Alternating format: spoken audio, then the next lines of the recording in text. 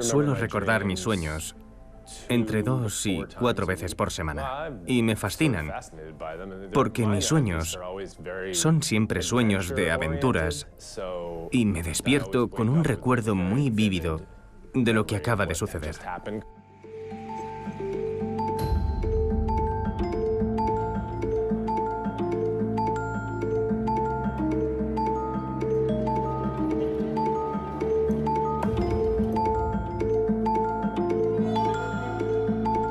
Me grabo a mí mismo y añado elementos al vídeo, cosas reales, nada de efectos especiales hechos por ordenador.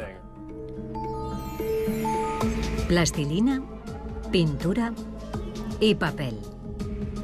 Así es como el animador Lawrence Becker reproduce sus aventuras nocturnas. Estos relatos oníricos, ya sean animados o simplemente anotados en cuadernos, son la materia prima de los investigadores de sueños. Yo no le digo a la gente que soy investigador de los sueños, porque cuando lo hago, las palabras que salen invariablemente de sus labios son: «Oh, yo he tenido un sueño increíble».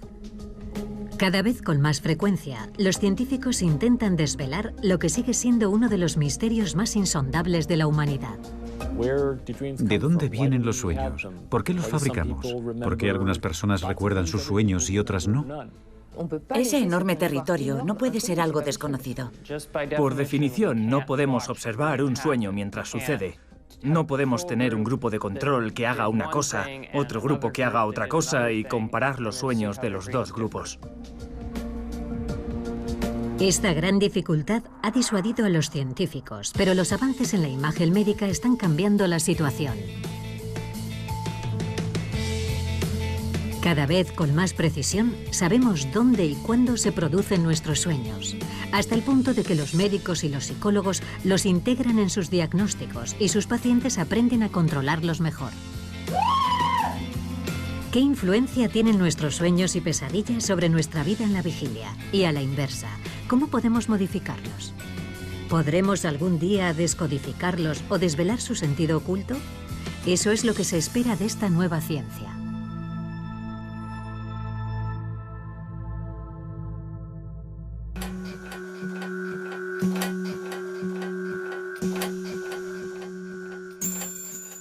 La interpretación de los sueños, el gran libro de Freud, comienza con uno de sus propios sueños.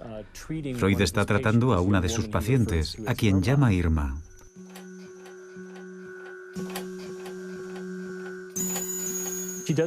Irma no parece encontrarse bien, y el sueño termina cuando decide administrarle una especie de suero o medicamento.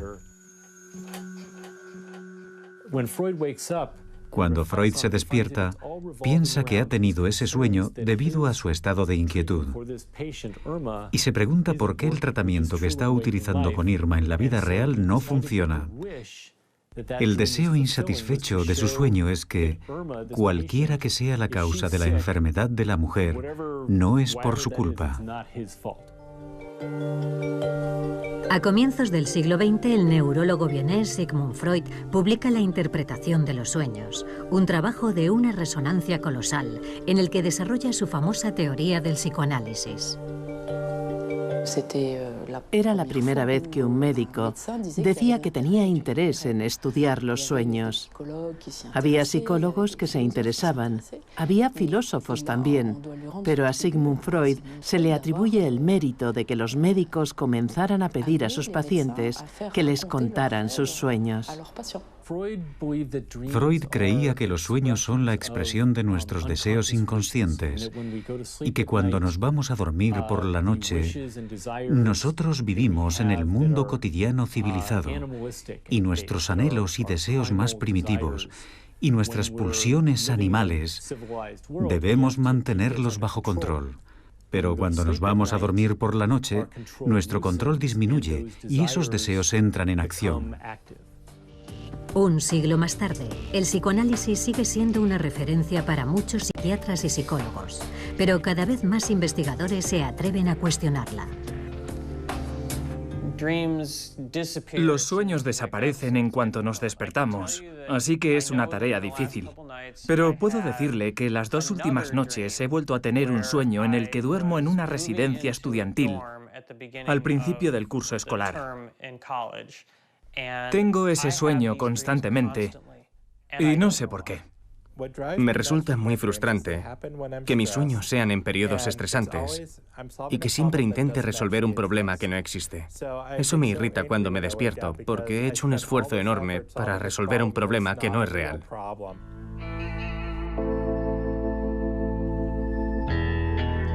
El misterio de los sueños permanece intacto, al menos desde un punto de vista fisiológico. Nadie ha conseguido todavía explicar por qué cada noche el ser humano corta con el mundo exterior para dormir y tal vez también soñar. ¿Por qué durante 7 horas de 24, casi una tercera parte de nuestra vida, nuestros ojos están cerrados, nuestra respiración se ralentiza y nada nos permite adivinar qué es lo que ocurre en nuestra mente?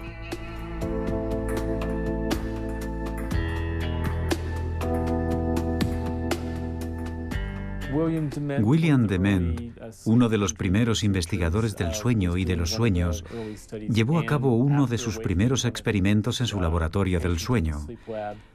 Un paciente le cuenta al despertarse que ha soñado con un partido de tenis, mirando cómo la pelota pasaba de un lado a otro durante el juego. El relato se correspondía con el movimiento de los ojos registrado en el laboratorio mientras el paciente dormía. Y de ahí nació la idea de que los movimientos de los ojos durante la fase REM del sueño reflejan en cierta medida la experiencia visual del sueño. Para muchos, los sueños se siguen asociando a la única fase nocturna en que nuestros ojos se mueven, es decir, la fase REM. En el INSERM de Lyon, la neurofisióloga Perrine Ruby, al igual que otros investigadores de su generación, cuestiona esta hipótesis. Hay un 50% de sueños durante el sueño lento, la fase no REM, que son seguidos de un recuerdo de sueño, contra un 80% durante la fase REM. Existe una diferencia. Hay más recuerdos de sueño de la fase REM, pero se recuerdan también muchos sueños de la fase del sueño lento. La teoría de que solo se sueña durante la fase REM no funciona. Por tanto, no podemos contentarnos con estudiar la fase REM para comprender los sueños. En todo momento durante el sueño, el durmiente puede estar soñando. Esto complica la tarea de los investigadores, pero les ofrece también más posibilidades. Perrine Ruby y su equipo estudian el sueño largo profundo, una fase relativamente fácil de alcanzar por personas privadas de sueño, que deben dormirse mientras se someten a una resonancia magnética. Ahora está durmiendo. Vemos que la actividad de fondo se ralentiza en comparación con la vigilia. El electroencefalograma es la única referencia para saber en qué fase del sueño se encuentra el durmiente. Durante el sueño no REM, el cerebro pasa revista a los acontecimientos del día. Constatamos una actividad cerebral regular y repetitiva. Comienza en el hipocampo, una estructura situada en el interior del cerebro, cuya misión es la formación de los recuerdos. Así que pensamos que esta actividad cerebral corresponde a la transferencia de información del hipocampo a la corteza cerebral, donde se almacena nuestra memoria a largo plazo. Durante las diferentes fases del sueño, el hipocampo vuelve a activar las conexiones neuronales utilizadas durante la jornada. Por ejemplo, si el durmiente ha hecho footing, la zona encargada del análisis visual de la ruta se reactivará al mismo tiempo que la encargada de la flexión de las piernas o la de la respiración. Si se encontró con amigos, las neuronas de la conversación se animarán al mismo tiempo que las de la identificación facial o la escucha musical. Estas conexiones neuronales nocturnas son muy similares a las diurnas, con la salvedad de que no tienen ninguna repercusión física. La señal eléctrica queda bloqueada antes de su transmisión al sistema muscular. En el Hospital de la Pitié-Salpêtrière, en París, Isabelle Arnulf estudia a pacientes que sufren lesiones neurológicas. En su caso, la parálisis del sueño no funciona. Durante la noche, sus cuerpos permiten adivinar las acciones de la vida durante la vigilia. Estrechan la mano de un amigo o fuman su oxímetro como si fuera un cigarrillo.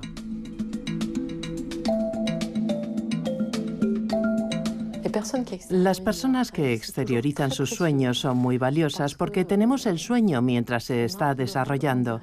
Así que podemos evaluar la duración, por ejemplo, y descartar la idea de que los sueños tienen una duración distinta a la realidad, que son más lentos o que un infinito transcurre en un segundo. La gente que muestra esos comportamientos lo hace a la misma velocidad que en la realidad. Tengo, por ejemplo, un paciente que ha construido una escalera y lo ha hecho durante un sueño de 1 hora, así que no iba más rápido que en la realidad.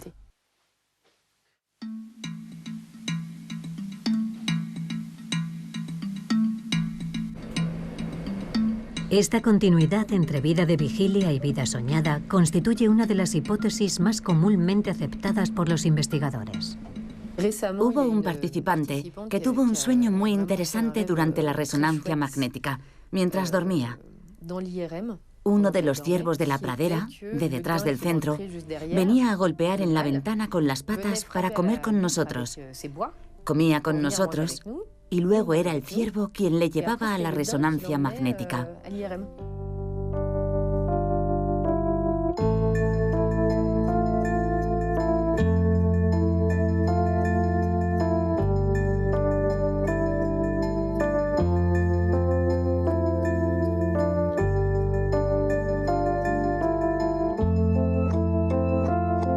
Los estudios cuantitativos de los estadísticos del sueño verifican la hipótesis de la continuidad. En Estados Unidos, Adam Snyder y Bill Domorf han creado el Dream Bank, o Banco del Sueño, una base de datos de sueños consultable en Internet. Su punto de partida se encuentra en esta caja: 1000 sueños de referencia titulados Las Normas. Las normas de Hall van de Kassel fueron recopiladas entre finales de los años 40 y principios de los 50. 100 hombres y 100 mujeres proporcionaron cada uno de ellos 5 sueños a los investigadores, de modo que hay 500 sueños de hombres y 500 sueños de mujeres. Y los llamamos las normas, porque pensamos que se trata de muestras perfectamente normales, en su mayor parte de hombres y mujeres en edad universitaria. Cada vez que nosotros o alguien hace un estudio sobre otro grupo, lo comparamos con las normas, y apenas hay diferencias.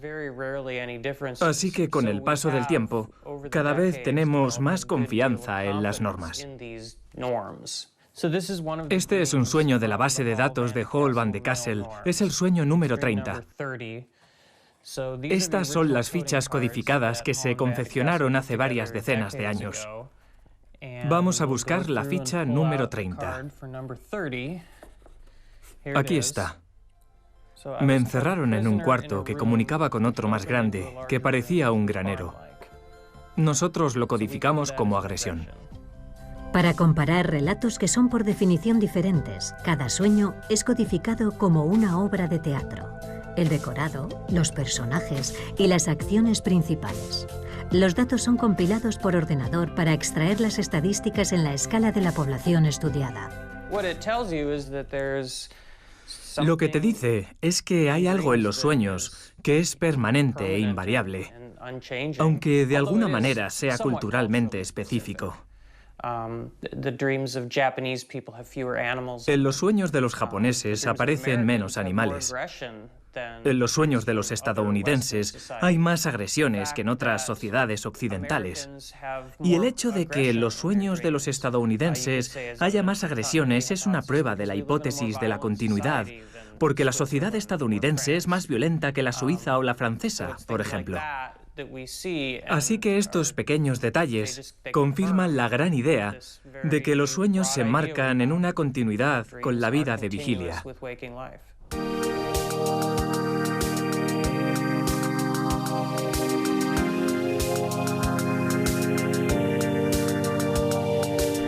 Cada noche, nuestros sueños reconectan con los lugares, los rostros y las acciones que están ya presentes en nuestra memoria.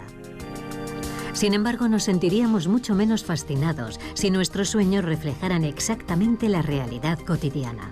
Parece que nuestro cerebro tiene una capacidad siempre renovada para sorprendernos, efectuando asociaciones de ideas entre nuestra memoria a corto plazo y nuestros recuerdos más antiguos.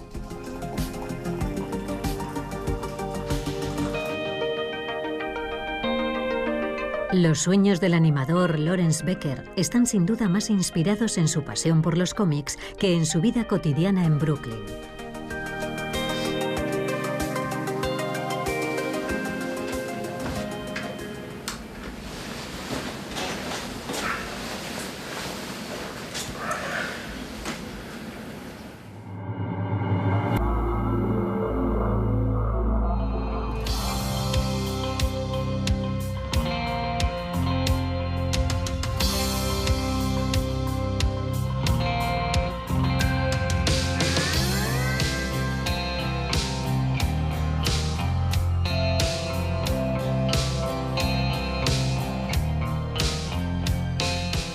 La estructura del sueño es siempre un poco disparatada. Parece lógica y luego de golpe todo se desmorona y se convierte en una estructura totalmente distinta. Recuerdo un sueño en el que explotaba una bomba y yo intentaba alejarme conduciendo. Yo sabía quién la había puesto. Era un trabajo interno del gobierno. Era un plan perfectamente elaborado. Pero de repente todo cambiaba y me encontraba nadando con una rana o cualquier otra cosa que no tenía nada que ver. No suelen durar.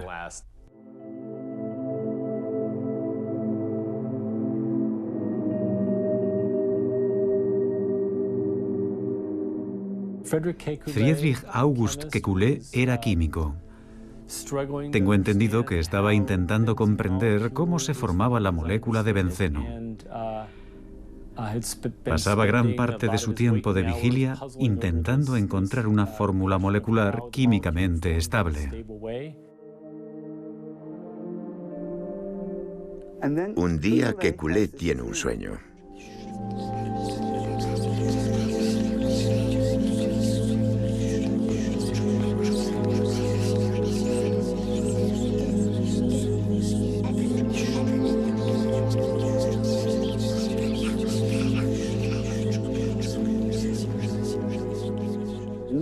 En el sueño ve a una serpiente tragándose su propia cola. Se despierta del sueño y dice, ya está, es esto. Y resulta que la estructura molecular del benceno es un círculo con los 6 átomos de carbono unidos en un bucle. Era la primera estructura circular encontrada en la naturaleza. Y la idea de ese tipo de conexión se le ocurrió gracias al sueño.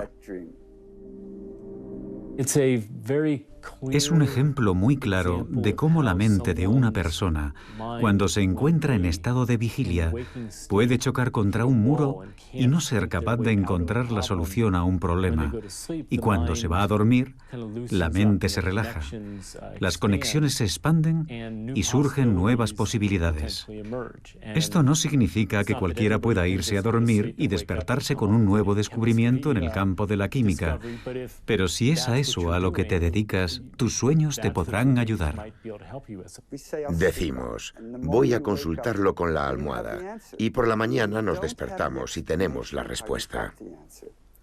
No sabemos por qué tenemos la respuesta, pero la tenemos. Nosotros pensamos que esto se debe al proceso de codificación de la memoria. El cerebro recoge estos grandes volúmenes de información e intenta reducirlos a una simple respuesta. Para Robert Stigall, pionero en la ciencia de los sueños en Estados Unidos, el secreto de esta creatividad desbordante hay que buscarlo en el sueño paradójico.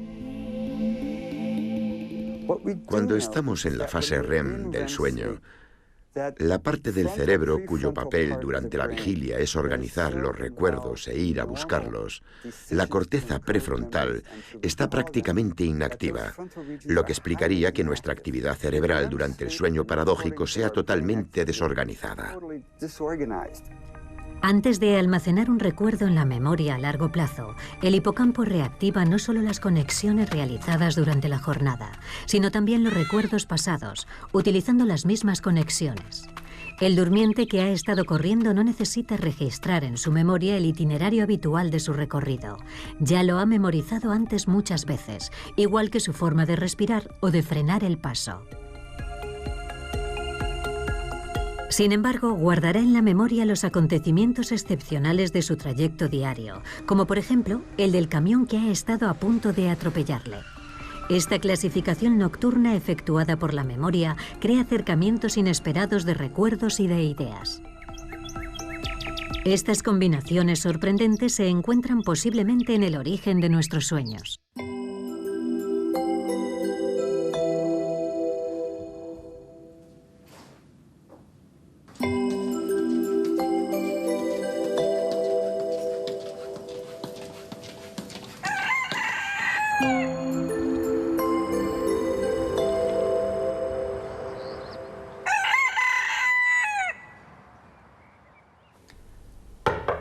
¿Remy?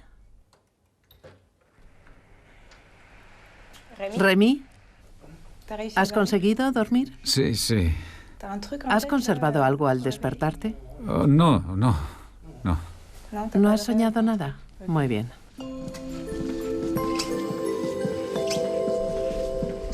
Para explorar el potencial creativo de nuestros sueños, sigue siendo necesario recordarlos. 648, 648 menos 8, 640, 640 menos 7, 633, 677... En Lyon, los equipos de la profesora Ruby despejan un terreno aún desconocido.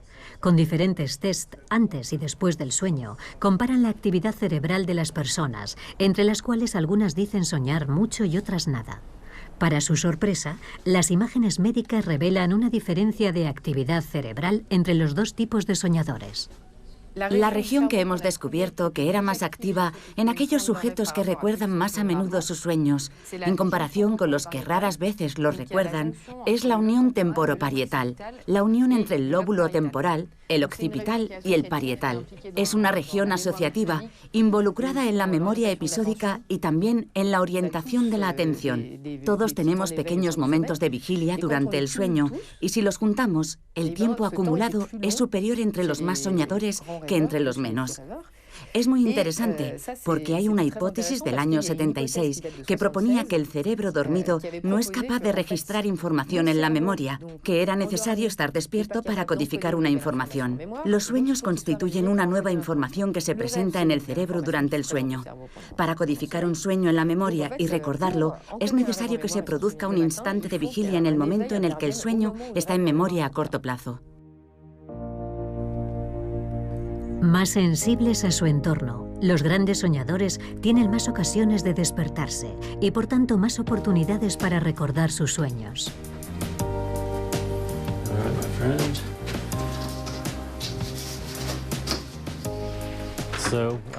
Aquí es donde guardo mis diarios de sueños.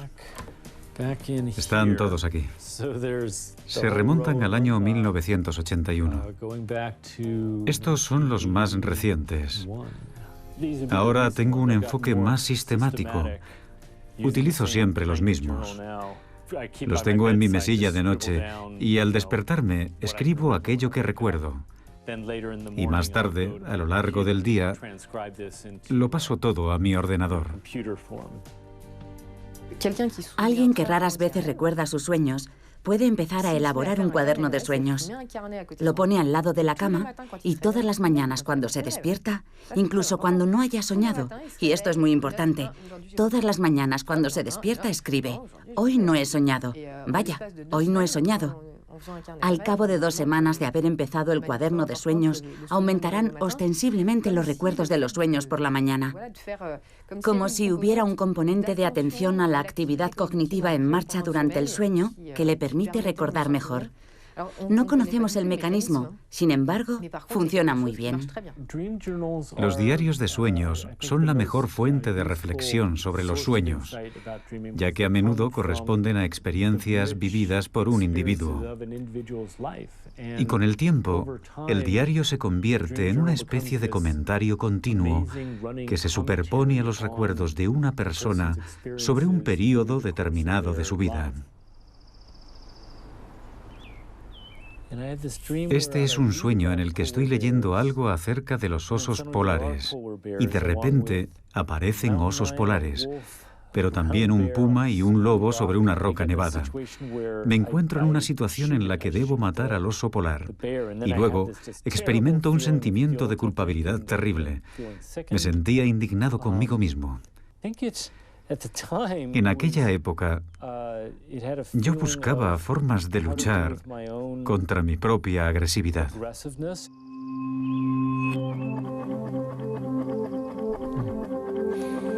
Para analizar grupos de sueños, Kelly Bulkeley ha confeccionado una búsqueda por palabras clave. La utiliza para encontrar similitudes entre sus sueños, pero también con los sueños de la base de datos del Banco de Sueños de Adam Snyder. 29.961, así que cerca de 30.000 sueños. Actualmente está colaborando con desarrolladores informáticos para crear aplicaciones destinadas al gran público, que permitirían recopilar los sueños de la población a gran escala. La posibilidad de que la gente registre y estudie sus sueños es muy estimulante. Ya contamos con la tecnología para recopilar sueños, no solo de forma individual, sino a gran escala entre la población. Si la gente se presta a ello, evidentemente, podríamos reunir fácilmente cantidades ingentes de contenido onírico, un contenido de sueños que tendrían un efecto en los propios individuos, pero sobre todo en los humanos de una manera colectiva. Me intriga mucho lo que eso podría revelarnos.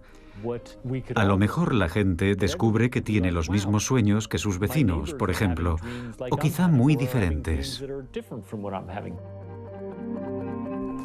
Esa toma de conciencia, si conseguimos llevar a cabo este estudio y compartimos los resultados con la gente, podría modificar potencialmente las relaciones sociales.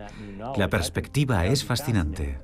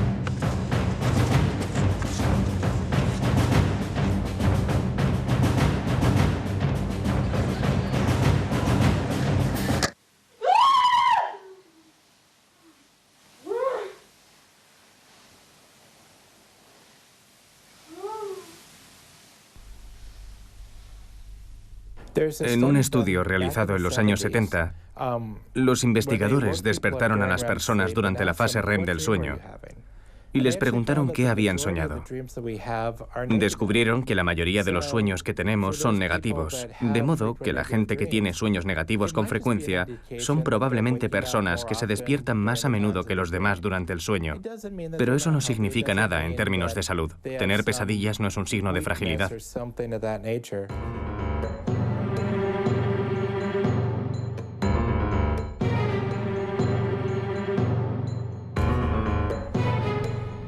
Por lo tanto, no tiene nada de anormal soñar que nos persiguen bolas de nieve o que luchamos contra pterodáctilos en mitad de la noche.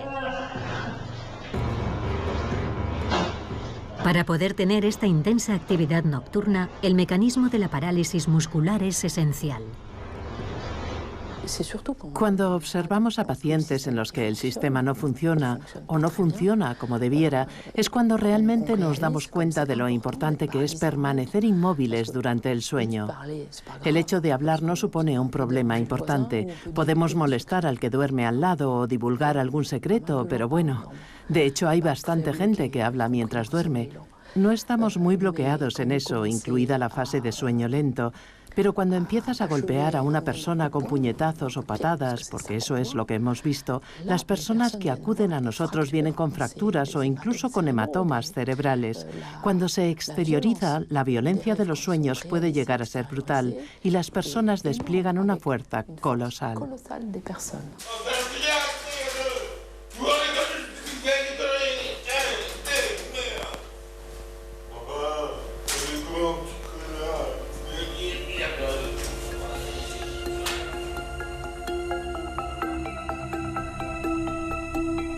La violencia que exteriorizamos durante la fase REM no va acompañada de un aumento en la frecuencia cardíaca, a diferencia de lo que ocurre durante la vigilia.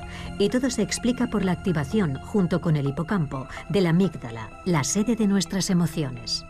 Si exponemos a una persona a imágenes desagradables antes de dormir, imágenes de amputaciones y cosas por el estilo, o serpientes, y luego volvemos a exponerlos a ellas a la mañana siguiente después de dormir, eso no reactiva las regiones de las emociones en una segunda lectura. Mientras que si mostramos a la persona esas mismas imágenes por la mañana y de nuevo por la noche sin haber dormido entre medias, eso resucita exactamente las mismas emociones. Así que el sueño tiene un efecto desensibilizador sobre las emociones. Las personas más o menos saludables, es decir, aquellas en las que las pesadillas juegan un papel positivo, después de vivir una experiencia estresante, suelen tener un sueño relacionado con dicho evento, que les permitirá digerir ese mal recuerdo durante el sueño. Es lo que ocurre en la mayoría de las veces. Voy a contarles un sueño que tuve después de evitar por poco un accidente de tráfico. Esa misma noche soñé que estaba en un parque de atracciones con mi hijo Adam, montando en los coches de choque. Mi hijo conducía y mientras chocábamos contra los otros coches, yo le decía, no me gusta, me siento disgusto, no quiero estar aquí. Y normalmente me gustan los coches de choque. Cuando me desperté, me eché a reír y pensé, acabo de soñar con el accidente que estuve a punto de tener. Pero en mi sueño no se hacía la menor referencia a ese recuerdo. Solo lo recordé una vez despertado. En el sueño ni siquiera lo relaciono con el accidente. Es como si estuviera soñando con ese accidente, pero mi cerebro me prohibiera activar ese recuerdo. Existe una teoría darwinista del sueño. Parte de la constatación de que los seres humanos tenemos un alto porcentaje de sueños negativos, más de 2/3 partes, en los que experimentamos pesadillas, sufrimos agresiones, debemos huir de algún peligro o se nos excluye. Se considera que la presencia de todos esos fenómenos en nuestros sueños se remonta quizá a la época en la que era útil simular, porque en el fondo son simulaciones, son tigres de papel en nuestra mente. Se trata de una serie de amenazas en las que tenemos que huir o contraatacar y simular al mismo tiempo una respuesta. Si sueño que alguien me agrede en el metro y yo respondo dándole un puñetazo y huyendo, estoy entrenando a mi cerebro y si me ocurriera en la realidad podré reaccionar rápidamente y sin pensarlo. Cuando la emoción es muy intensa o el durmiente tiene un sueño demasiado ligero, la amígdala activa su sistema de alerta, lo que provoca el despertar y evita la pesadilla. El procesamiento de la emoción a veces se detiene o se abrevia durante el sueño, y es entonces cuando algunos pacientes comienzan a tener pesadillas recurrentes.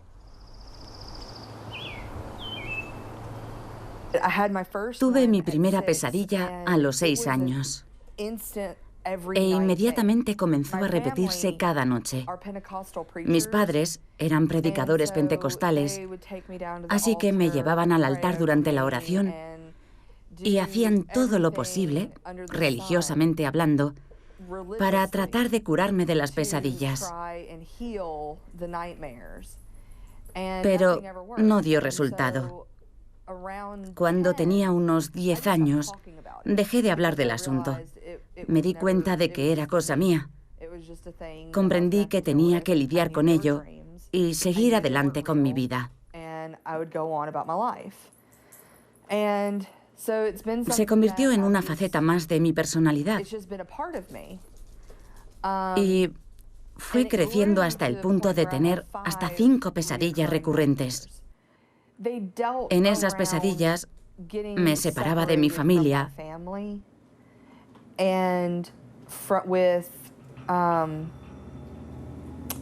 y perdía todo el sentido de identidad. Por ejemplo, dejaba de verme a mí misma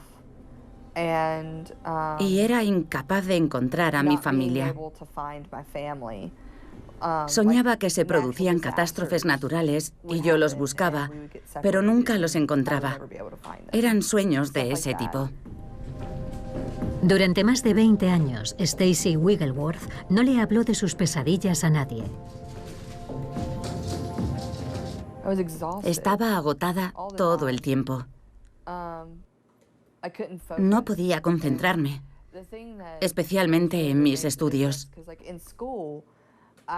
Era incapaz de adquirir o asimilar nuevos conocimientos. Para retener cualquier tipo de información, es necesario pasar por la fase REM del sueño. Y yo no conseguía pasar nunca de ese estadio. Así que me costaba convertir mis recuerdos a corto plazo en memoria a largo plazo. Las pesadillas recurrentes tienen un impacto muy importante sobre la vida de vigilia. Afecta a nuestra capacidad de pensar y procesar información. También afecta a nuestra capacidad de relacionarnos con los demás y disfrutar del presente.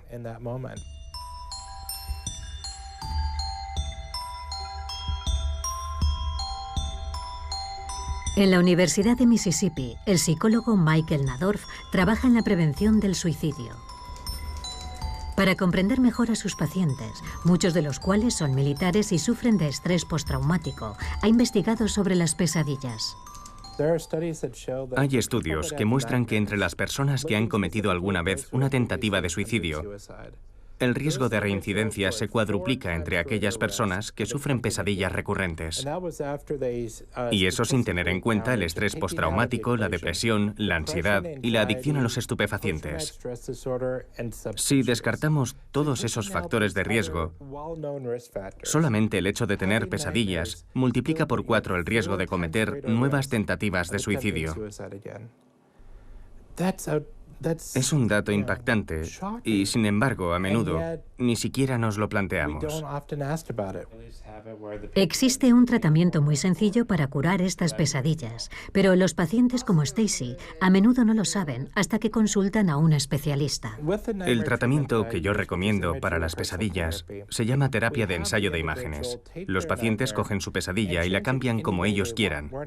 Solo les pedimos que creen un nuevo sueño y que lo modifiquen como mejor les parezca.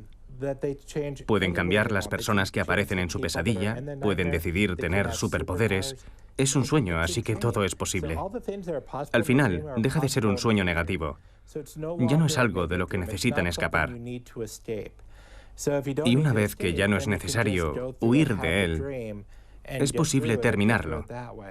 Mientras que antes se interrumpía constantemente y volvía a empezar.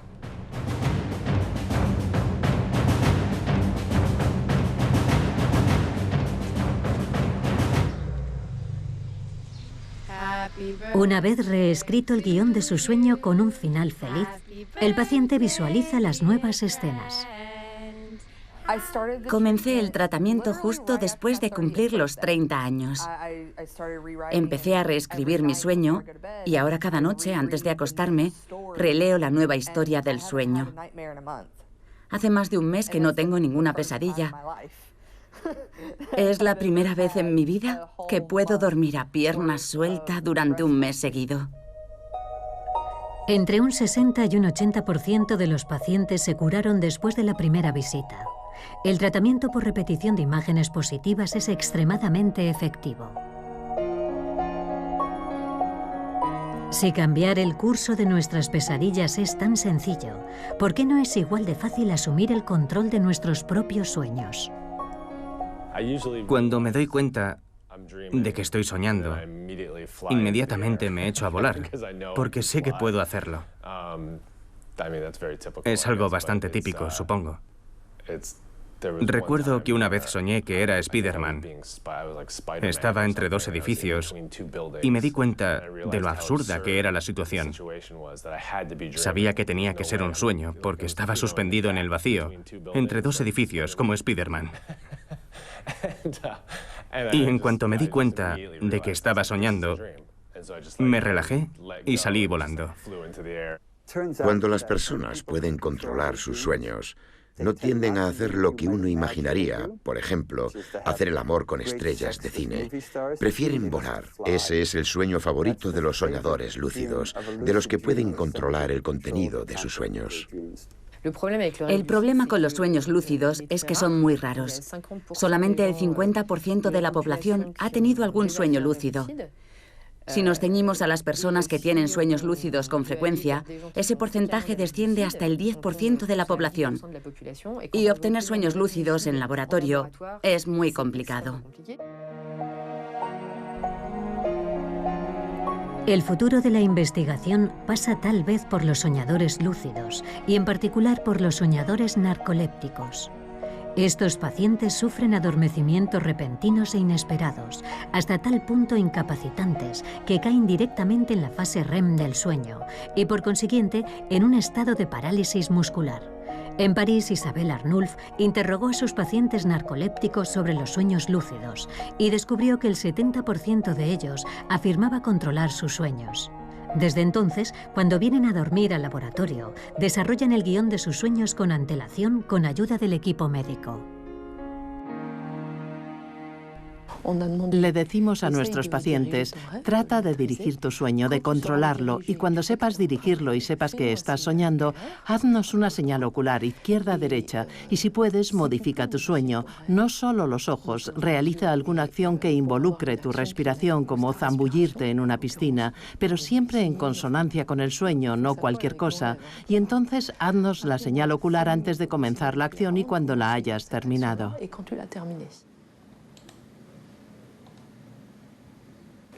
La persona está despierta y paulatinamente en 1 minuto o minuto y medio, en realidad bastante rápido, se duerme. Y vemos cómo el tono se detiene y entra directamente en la fase REM y entonces nos hace la famosa señal ocular izquierda-derecha, izquierda-derecha.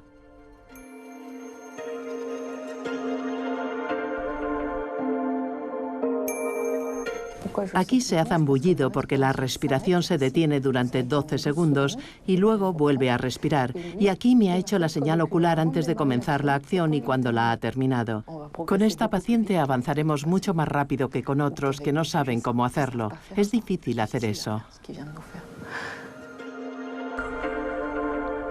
La investigación sobre los sueños lúcidos está aún en pañales, pero es prometedora. Los narcolépticos podrían actuar como exploradores en el mundo de los sueños y ayudarnos así a comprender mejor sus características. En la Escuela Médica de Harvard, los equipos del profesor Steve Gold investigan otras pistas. Controlar los sueños no es muy saludable, porque impedimos a nuestro cerebro hacer lo que quiere hacer. Ahora los investigadores más avanzados salen del cerebro y prefieren las simulaciones informáticas. Anna Shapiro ha programado una red neuronal artificial capaz de retener y organizar la información que se le suministra. Funciona en el ordenador con diferentes programas.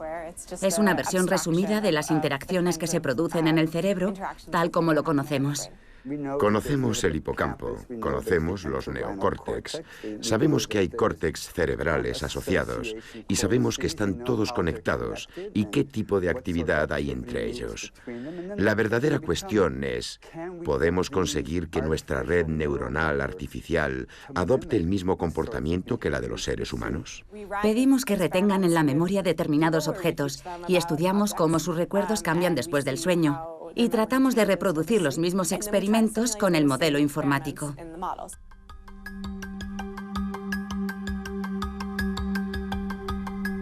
Para comparar al humano con la máquina, todavía nos falta lograr sumergir a la red artificial en un estado de sueño. Una forma de concebir el sueño es nuestra capacidad de procesar información de una manera más o menos útil, sin que haya ningún contacto con el entorno sensorial. Cuando te desconectas del mundo exterior y solamente trabajas con tus propias representaciones, es posible tener una actividad cognitiva que cambie algunas de esas representaciones.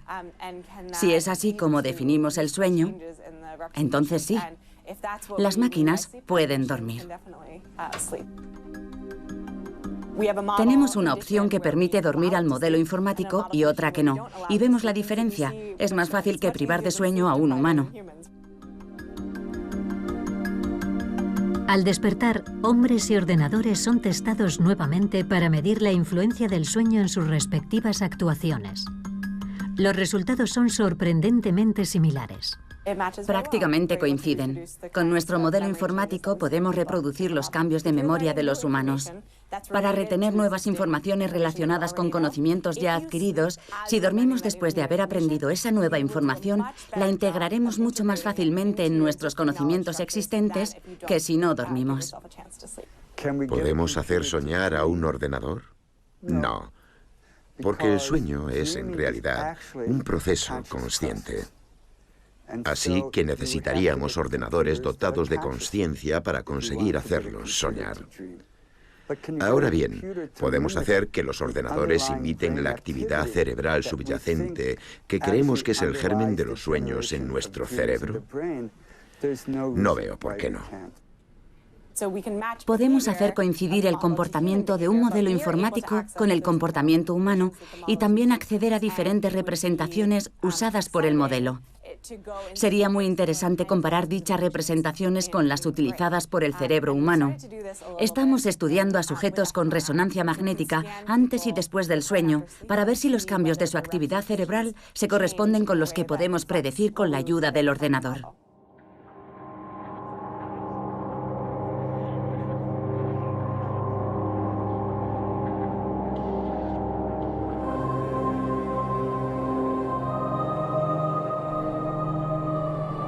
Hace algunos años, un equipo de investigación japonés liderado por Yukiyasu Kamitani desarrolló una máquina para descifrar los sueños.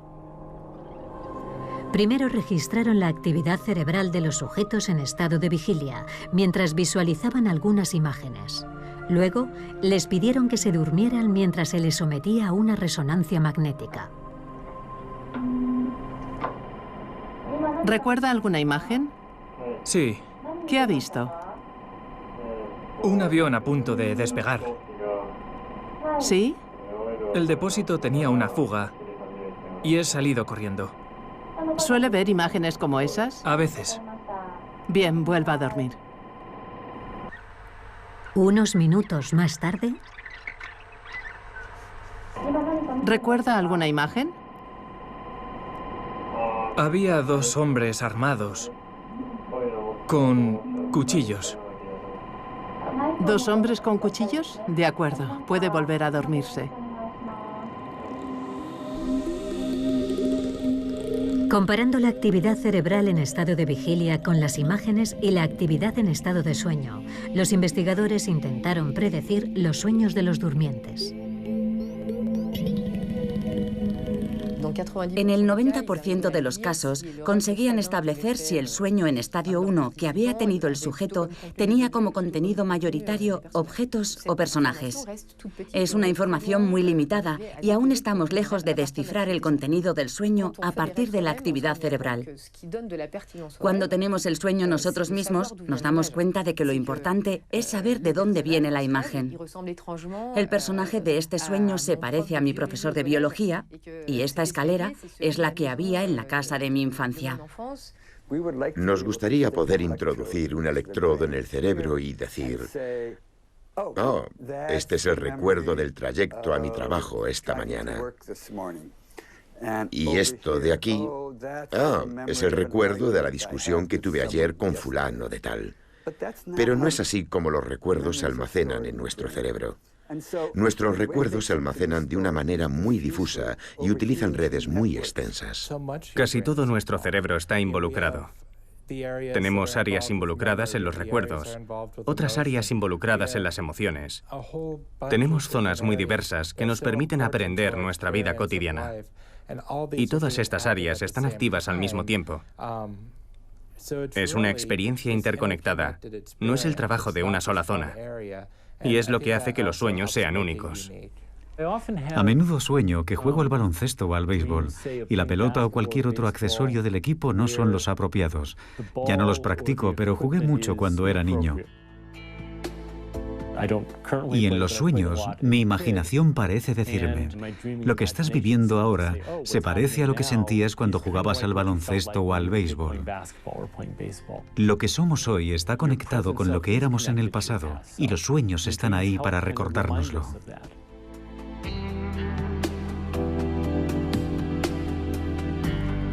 La ciencia de los sueños confirma que nuestros sueños son, sobre todo, una experiencia íntima.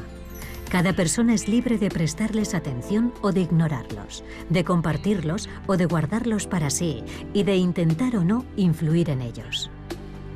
En todos los casos, nos ofrecen claves enormemente valiosas para conocernos mejor.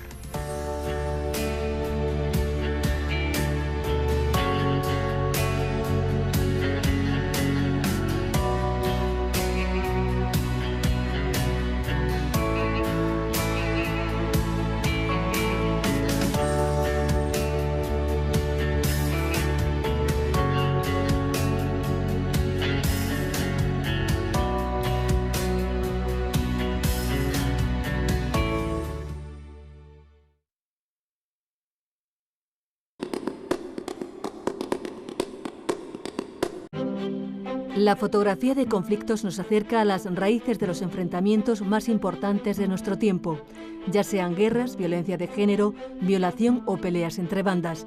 Pero esa obsesión por contar la verdad significa a veces tomar demasiados riesgos. En la Segunda Guerra Mundial hubo un hombre que vivió el conflicto desde dentro, Tony Vaccaro, soldado de infantería y fotógrafo. Sobrevivió a la guerra mientras documentaba su experiencia. Ni siquiera los grandes fotógrafos estuvieron tan cerca como él. La próxima noche temática nos acerca al poder de la fotografía para documentar la historia. Mucha gente me pregunta, ¿por qué haces algo tan peligroso? ¿Por qué arriesgas tu vida? Supongo que es por mi sentido de la responsabilidad, especialmente ahora que se ataca deliberadamente a los periodistas. Lo que me impulsa es la indignación. Nicole Tan, Pete Muller, Joao Silva, Donna Ferrato, Robin Hatmon y Eros Howland son algunos de los mejores fotógrafos de conflictos del mundo. Nos cuentan cómo capturan sus imágenes más impactantes llevándonos detrás de la cámara y dentro de sus vidas, siendo testigos de sus batallas personales y profesionales para mostrar al mundo todas las formas de conflicto con la esperanza de mejorarlo. Y la fotografía de Damon enfrentándose a su padre y diciéndole, te odio por pegar a mi madre y no quiero que vuelvas a mi casa. Esa es la fotografía en la que quiero pensar cuando cierro los ojos por la noche. Si yo no hago esto, si no hay más fotógrafos que continúen haciendo este trabajo, nada cambiará. Tengo que seguir trabajando, tengo que hacer fotografías. En 2008 leí un artículo que mencionaba el número de mujeres y niños que habían sido violados en el conflicto del Congo. Eran centenares de miles.